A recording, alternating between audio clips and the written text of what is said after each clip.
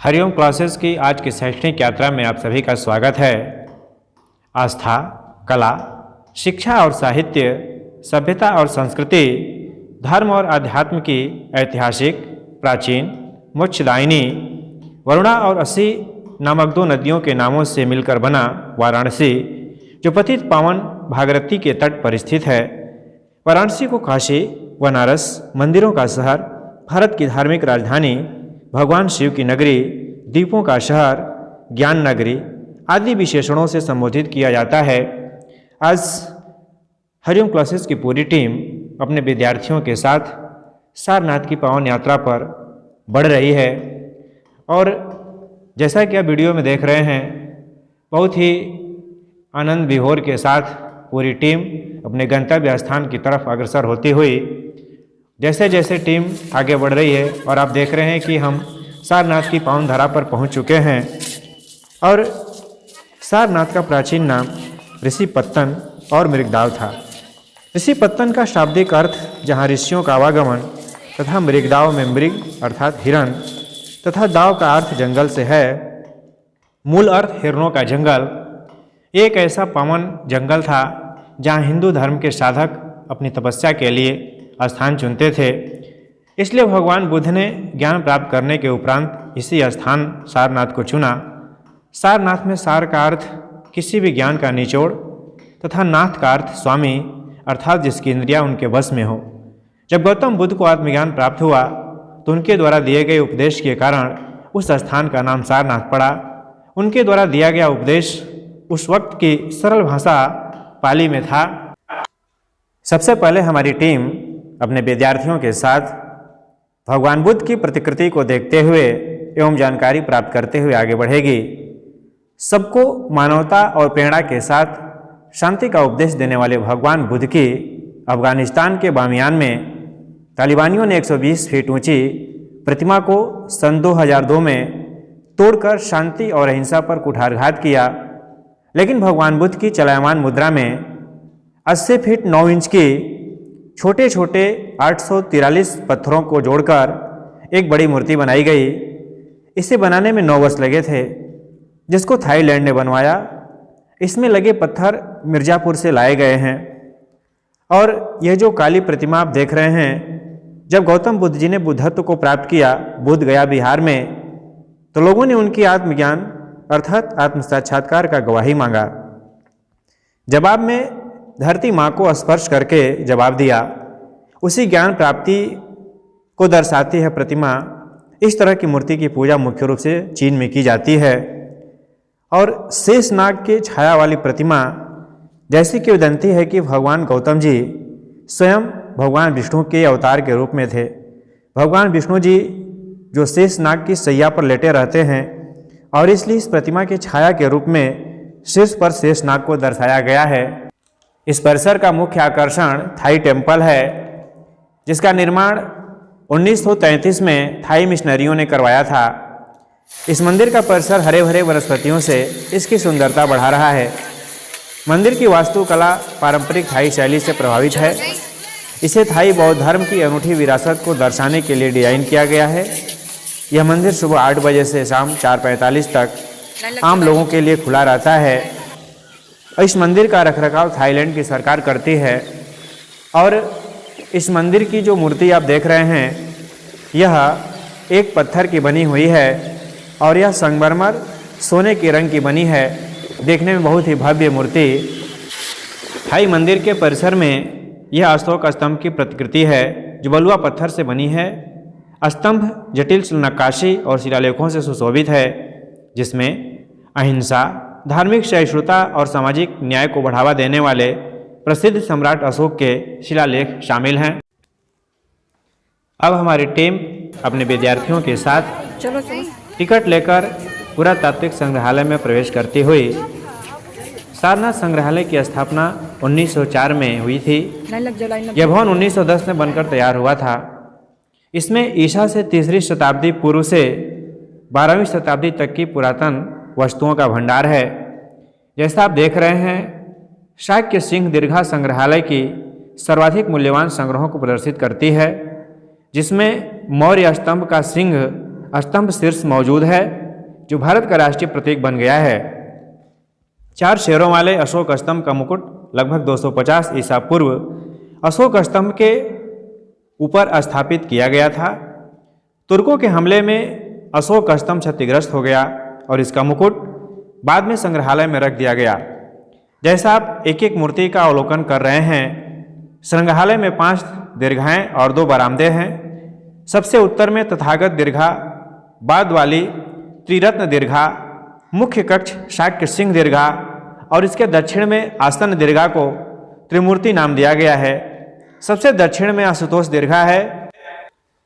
उत्तरी और दक्षिणी ओर के बरामदे को क्रमशः वास्तुमंडन और शिल्परत्न नाम दिया गया है। त्रिरत्न दीर्घा में बौद्ध देवगणों की मूर्तियां और कुछ संबद्ध वस्तुएं प्रदर्शित हो रही हैं। सिद्ध कबीरा की एक खड़ी मूर्ति जो मंजूश्री का एक रूप है, बैठी मुद्रा में बोधिसत्व, पद्मपाणि आदि हैं। तथागत दीर्घा में विभिन्न मुद्रा में बुद्ध, वज्रसत्व, बोधिसत्व, पद्मपाणि, विष के प्याले के साथ नीलकंठ लोकेश्वर, मैत्रेय, सारनाथ कला शैली की सर्वाधिक उल्लेखनीय प्रतिमा उपदेश देते हुए भगवान बुद्ध की मूर्तियां प्रदर्शित हैं। त्रिमूर्ति दीर्घा में बैठी मुद्रा में गोल तोंद वाले यक्ष की मूर्ति, त्रिमूर्ति ब्रह्मा, विष्णु और महेश की मूर्ति, सूर्य, सरस्वती और महिषासुर मर्दिनी की मूर्तियां और पक्षियों, जानवरों, पुरुष और महिला के सिरों की मूर्तियां जैसी कुछ धर्मनिरपेक्ष वस्तुएं और साथ ही कुछ गजकारी वाली मूर्तियां प्रदर्शित की गई हैं। आशुतोष दीर्घा में विभिन्न स्वरूपों में शिव, विष्णु, गणेश, कार्तिकेय, अग्नि, पार्वती, नवग्रह, भैरव जैसे ब्राह्मण, देवगण और शिव द्वारा अंधकासुर वध की विशालकाय मूर्ति प्रदर्शित है। अधिकांशतः वास्तुकला संबंधी अवशेष संग्रहालय के 2 बरामदों में प्रदर्शित हैं। इस संग्रहालय का गोल्डन गैलरी बहुत ही मनमोहक है और इसके बाद जानकारी ये भी होनी चाहिए कि म्यूजियम शुक्रवार को बंद रहता है। 15 वर्ष से कम आयु के लिए निःशुल्क, जबकि ऊपर वालों के लिए 5 रुपये का टिकट लगता है। म्यूजियम के बाद हमारी टीम विद्यार्थियों के साथ पुरातात्विक अवशेष को विजिट करने के लिए अब आगे बढ़ रही है और इस तरह हमने टिकट लेकर के पुरातात्विक अवशेष को देखने के लिए अंदर प्रवेश किया। सबसे पहले यहाँ पर जो नक्शा आप देख रहे हैं, यहाँ से आप इसके एक एक पॉइंट को देख सकते हैं। तो सबसे पहले हम धर्मराज का स्तूप की तरफ बढ़े। जिस गोलाकार दृश्य को आप देख रहे हैं, यह धर्मराज का स्तूप था, जिसका निर्माण सम्राट अशोक ने करवाया था। इसके चारों ओर परिक्रमा पथ और चारों दिशाओं से इसकी छत पर ले जाने वाली सीढ़ियाँ प्रमुख थीं। सन 1794 में जब बनारस पर राजा चेत सिंह का शासन था, उनके एक दीवान जगत सिंह ने अज्ञानतावश इस इमारत में लगी ईंटों का निर्माण सामग्री के रूप में प्रयोग करने के लिए इसे तोड़वा दिया, क्योंकि उस समय जगतगंज का मोहल्ला बन रहा था। टूटे स्तूप के अंदर से पत्थर के बक्से में हरे रंग के संगमरमर पर खुदे बौद्ध अभिलेख मिले। दुर्भाग्यवश संगमरमर के उस टुकड़े को गंगा नदी में प्रवाहित कर दिया गया, लेकिन आज भी वह पत्थर का बक्सा कोलकाता के राष्ट्रीय संग्रहालय में सुरक्षित है। इसके अगल बगल में जो आप देख रहे हैं, इसे हम मनौती स्तूप कहते हैं, क्योंकि उस वक्त लोगों की जैसे जैसे आस्था बढ़ती गई, पहले यह स्तूप गोलाकार थे, बाद में समयानुसार इसको हम आयताकार देख सकते हैं, आयताकार ये बनाए गए। इसके अलावा पंचायतन टेम्पल भी है, क्योंकि उस वक्त जब भी कोई मीटिंग होती थी तो उस पंचायतन टेम्पल के माध्यम से होती थी। इसके अलावा जो आप वृत्ताकार दृश्य देख रहे हैं, बौद्ध भिक्षु उस समय यहाँ पर ध्यान करते थे। इसके बाद जो आप देख रहे हैं पत्थर का टूटा हुआ स्तंभ, जो मूल अशोक स्तंभ है, वर्तमान समय में इसकी ऊंचाई लगभग 8 फीट रह गई है। इसका ऊपरी सिरा जो सारनाथ संग्रहालय में आपने देखा रखा गया है, इस स्तंभ पर लिखा गया है सम्राट अशोक के आदेशानुसार कि संघ में फूट डालने वाले भिक्षु या भिक्षुणी को सफ़ेद वस्त्र पहनाकर संघ से बाहर कर दिया जाएगा। कांच में बना जो मध्य में है वह ओरिजिनल है तथा साइड वाला इसका टुकड़ा है और इस पर एक ब्राह्मी लिपि में संदेश अंकित है और यह 2300 वर्ष पूर्व इसे बनाया गया था। इसके बाद हमारी टीम क्रमशः धमेक स्तूप की तरफ आगे बढ़ रही है। कनिंघम ने धमेक शब्द को संस्कृत शब्द धर्मोपदेशक का संक्षिप्त रूप स्वीकार किया है। उल्लेखनीय है कि बुद्ध ने सर्वप्रथम यहाँ धर्मचक्र प्रारंभ किया था, अतः ऐसा संभव है कि इस कारण इसका नाम धमेक पड़ा हो। भगवान बुद्ध ने जो अपना प्रथम उपदेश किया उसे प्रथम धर्मचक्र प्रवर्तन कहा जाता है। यह स्तूप ठोस बेलनाकार बुर्ज की भांति है। इसका व्यास 93 फुट और ऊंचाई 143 फुट है। इस पर मुख्य रूप से स्वास्तिक, नंदावर्त सदृश विविध आकृतियाँ और फूल पत्ती के कटाव की बेलें हैं। ऐसा अलंकरण गुप्त काल के शिल्पी ऐसा बनाने में पारंगत थे। इसे 2300 वर्ष पूर्व सम्राट अशोक ने बनवाया था। इसके नीचे का हिस्सा पत्थर का बना है तथा ऊपरी हिस्सा ईंट का बना है। बौद्ध धर्म को मानने वाले आज भी इस स्तूप को बड़े ही आदर के साथ परिक्रमा करते हैं। और जैसा कि आप देख रहे हैं कि यहाँ पर उस धर्म को मानने वाले लोग कितनी ही शालीनता के साथ और शांतिपूर्ण माहौल में अपने आप बैठे हैं। थोड़ा हम इनके बारे में सुनते हैं।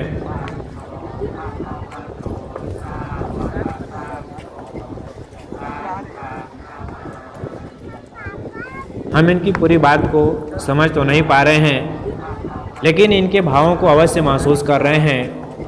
और आप जैसा देख रहे हैं, विद्यालय के विद्यार्थी इस क्षण को छोड़ना नहीं चाहते हैं और किस तरीके से पूरी टीम अपने आप को कैमरे में कैद करना चाहती है। और यहाँ से निकल कर के सीधे हम लोग जापानी मंदिर की तरफ बढ़ चले। और वहाँ पर हम लोग समय ज़्यादा नहीं दे रहे हैं, क्योंकि जैसा आप देख रहे हैं कुछ विद्यार्थी मंदिर के अंदर हैं, कुछ बाहर हैं और उस क्षण को भी लोग अपने कैमरे में कैद करना चाह रहे हैं। और इस तरह फिर यहाँ से हम आगे बढ़ चलते हैं और फिर यहाँ से सीधे हम लोग रुख करते हैं मूलगंध कुटी बिहार की तरफ।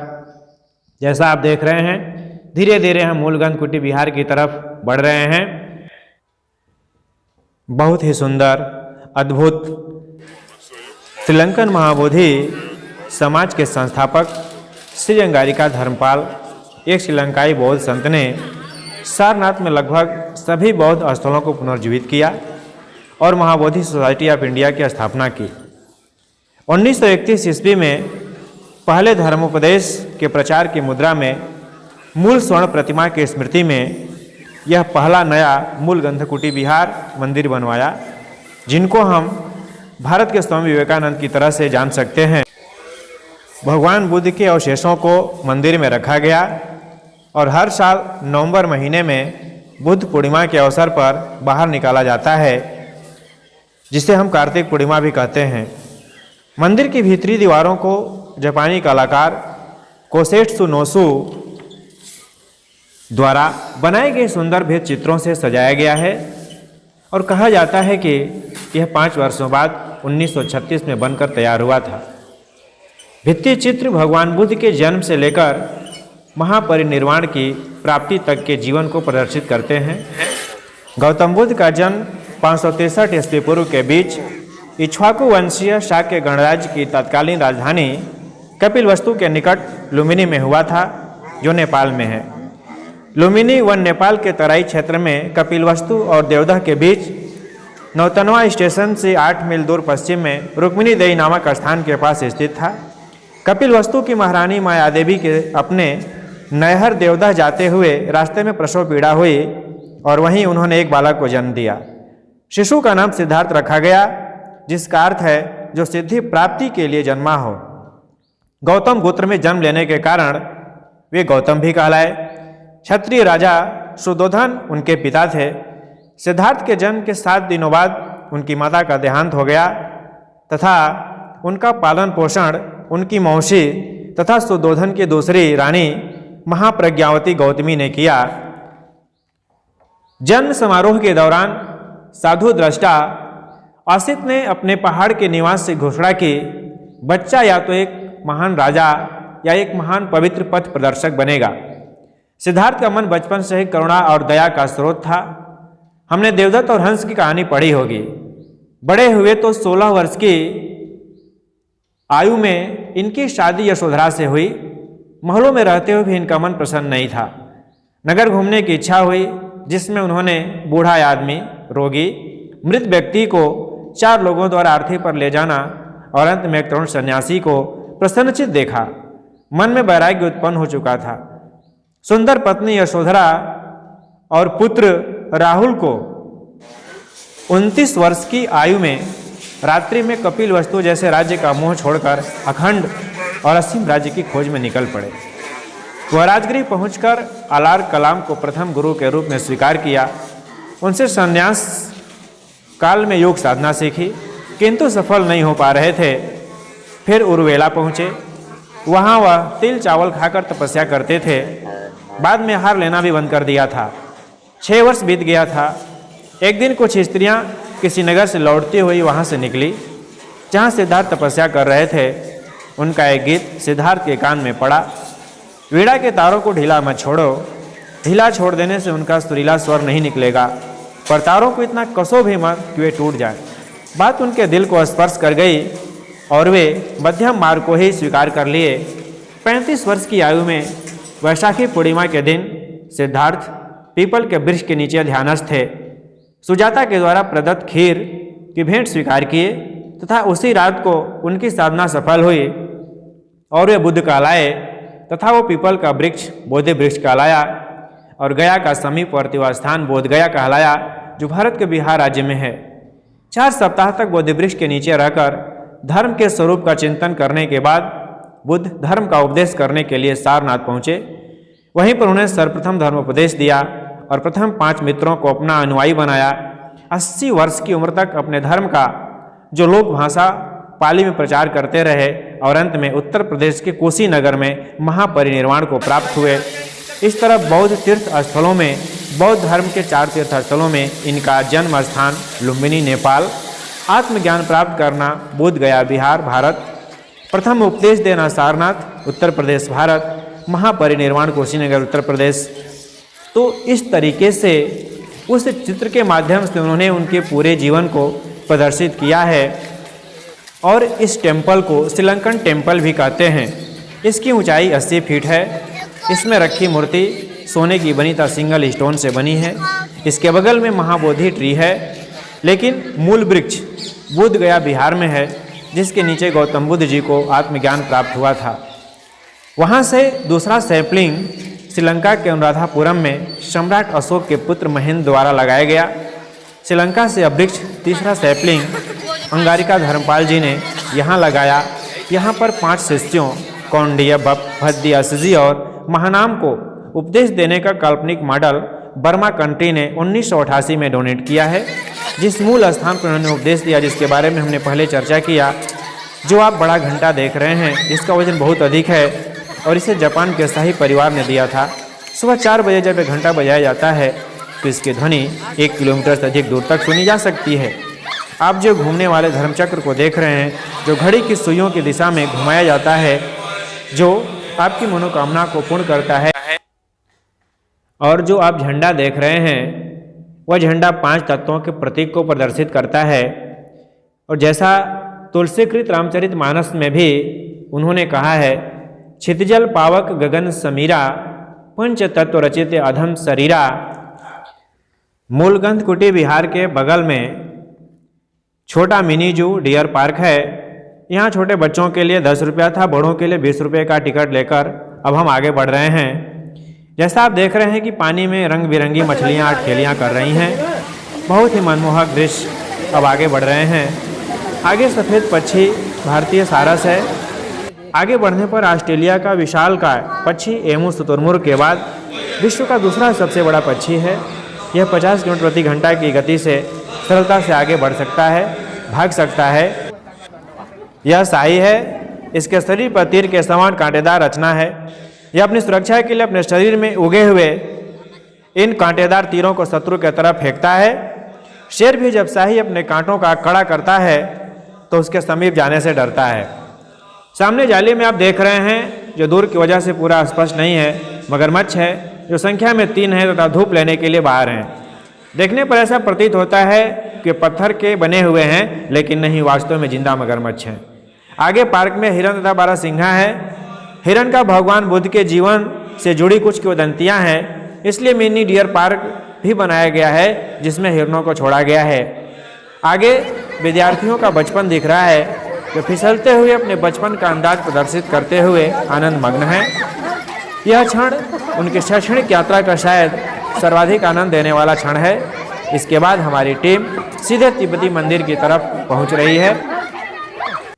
वर्ष 1955 में निर्मित तिब्बती मंदिर सारनाथ में अत्यधिक पूजनीय तीर्थ स्थलों में से एक है।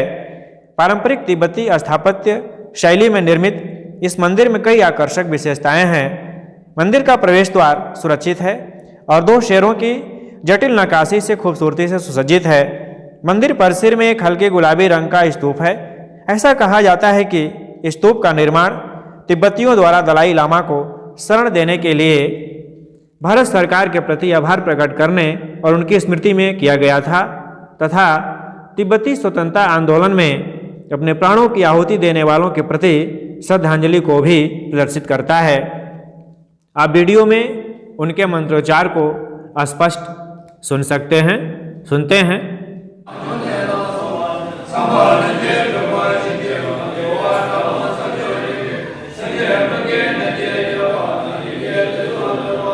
और इसके बाद चौखंडी स्तूप समाधि प्राप्ति के बाद बुद्ध ने अपना प्रथम धर्मोपदेश सारनाथ में 5 भिक्षुओं कौंडिय, बप, भद्दी, असजी और महानाम को दिया।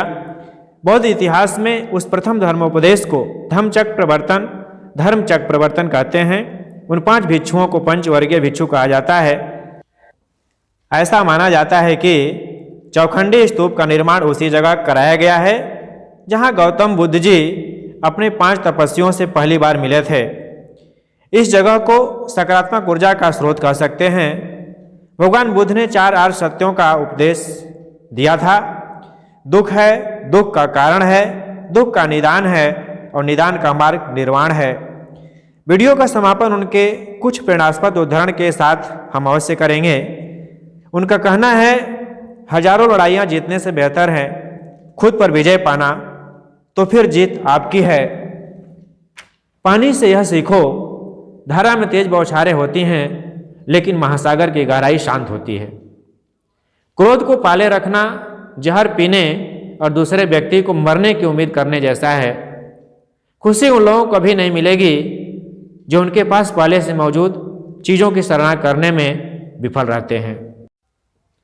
शरीर छोड़ते समय भगवान बुद्ध का जो आखिरी संदेश है वह है अपदीपो भव। तुम अपने दीपक खुद ही बनना, तुम किसी के पीछे मत जाना, अपने दिए खुद बन जाना। बस यह मेरा आखिरी संदेश है। और इस तरह से अपनी शैक्षणिक यात्रा का समापन करके भगवान विश्वनाथ भोले शंकर की पावन नगरी की चरण वंदना करते हुए हमारी टीम बार बार नमन करते हुए अपने स्थान की तरफ प्रस्थान कर रही है। वीडियो के अंत तक बने रहने के लिए आप सभी को हृदय की गहराइयों से बहुत बहुत धन्यवाद।